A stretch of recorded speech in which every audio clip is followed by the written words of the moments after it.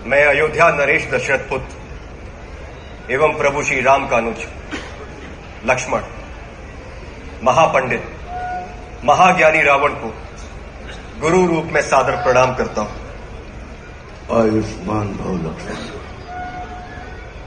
कहो, अपने जीवन की इस अंतिम बेला में मैं तुम्हारे किस हित की पूर्ति कर सकता हूं? हे महामना, नीति, धर्म, राजनीति एवं समस्त वेद शास्त्रों के ज्ञाता, आप अपने ज्ञान और अनुभवों की दीक्षा से लक्ष्मण के जीवन का मार्ग प्रशस्त करने की कृपा करें। मैं देख रहा हूं लक्ष्मण कि तुम एक योग्य शिष्य की पात्रता लेकर उपस्थित हुए।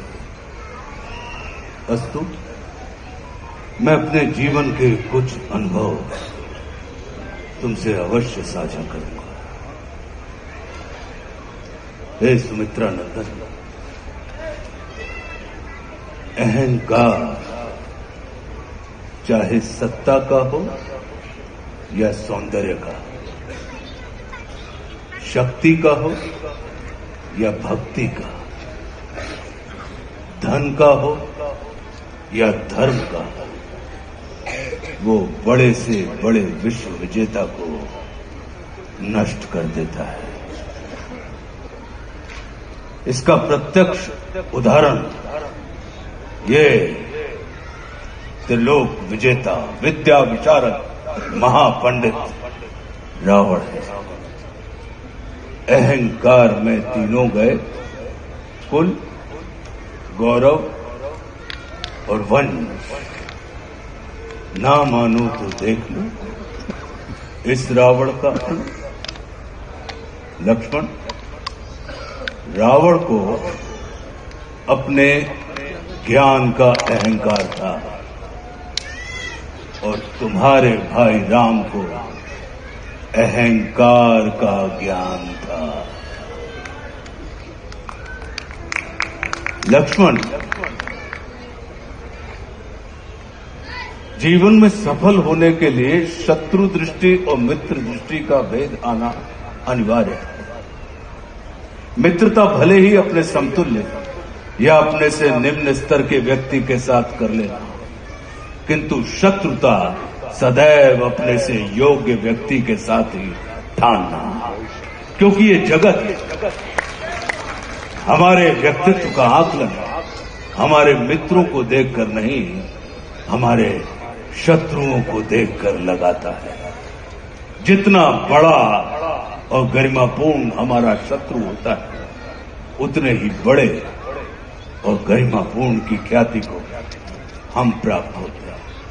देखो ना, इस जगत ने जो कुछ राम से जुड़कर प्राप्त नहीं किया, उसे रावण ने राम से लड़कर प्राप्त कर लिया। लक्ष्मण, वे हमारे शत्रु ही होते हैं जो हमारे अंदर सुप्त पड़ी हुई ऊर्जा को जागृत करने का कार्य करते हैं। हमारा शत्रु ही होता है जो हमें असुरक्षा से निकालकर सुरक्षा में जाने की प्रेरणा देता है। वो हमारा शत्रु ही होता है जो हमें अपने सीमित वृत्त से निकालकर अपने वृत्त को असीमित करने की प्रेरणा देता है। इसलिए शत्रु तिरस्कार का नहीं, नमस्कार का पात्र होता है। कभी अपने शत्रु को नमस्कार करके देखना, वो तुम्हारा परिष्कार कर देगा। लक्ष्मण,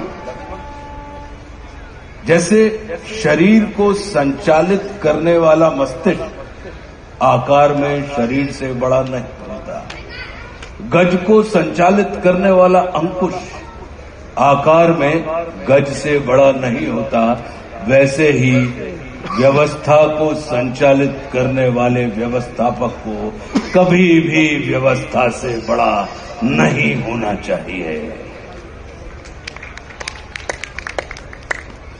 ये सारा नीति ज्ञान तुम्हारे भाई श्री राम तुम्हें स्वयं दे सकते थे, किंतु उन्होंने तुम्हें मेरे पास भेजा। जानते हो क्यों? लक्ष्मण, मेरी संस्कृति असुर की है, लेकिन मैं प्रकृति से एक तपस्वी हूं, साधक। और किसी भी व्यक्ति को अपने अंतिम समय में अपनी संस्कृति के अनुसार नहीं, अपनी प्रकृति के अनुकूल कर्म करने चाहिए, तब उसे मृत्यु नहीं, मुक्ति प्राप्त होती है। और राम रावण को मारना नहीं, तारना चाहते हैं। तभी तो उन्होंने मेरे अंतिम समय में मेरी प्रकृति के अनुकूल उपदेशात्मक कर्म करवाकर मेरी मुक्ति के मार्ग को प्रशस्त कर दिया। आने वाले समय में ये जगत कहेगा कि त्रिलोक विजेता, विद्या विशारद, महापंडित रावण की पराजय का एकमात्र कारण है कि उसके पास लक्ष्मण जैसा भाई नहीं था। लेकिन इस जगत को ये स्मरण रखना चाहिए कि लक्ष्मण जैसा भाई प्राप्त करने के लिए व्यक्ति को रावण नहीं, स्वयं राम बनना पड़ता है। सदैव अपने भाई राम के अनुगामी रहना।